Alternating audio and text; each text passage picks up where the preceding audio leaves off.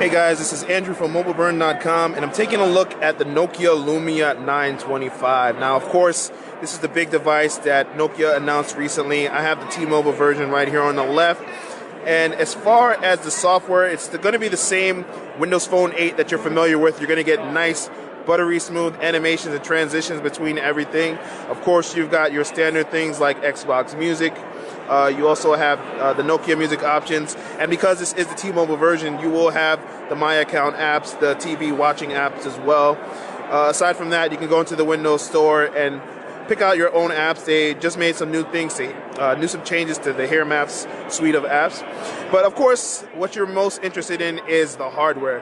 And in that regard, they've done some very nice things here. You see it's got more of a metal frame on the sides rather than the polycarbonate that you saw with the Nokia 920. That makes it feel a little more solid. The back is still a kind of a plastic material, but it's a little smoother and it's still nice. It's kind of similar to the polycarbonate, but it's not exactly the same texture.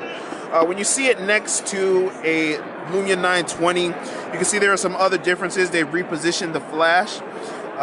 You also have buttons on the side, but you notice that the speaker is now on the rear, whereas the 920 had it on the bottom. Obviously, they had to make some trade-off when they made the design to have a metal frame, so you couldn't have the same positioning.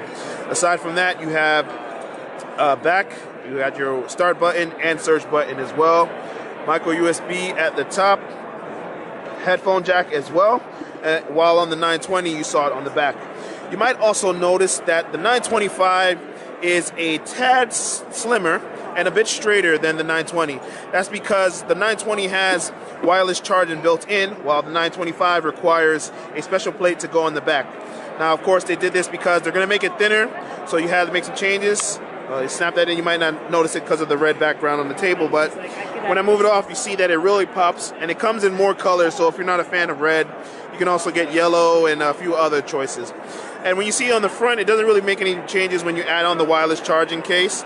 Just pretty much latches on, and you can see the corners, and you still see the metal kind of stick out and peek out, and it's still very nice. So if you've got a wireless charging port, just put it down, go away, and you can still continue to use it.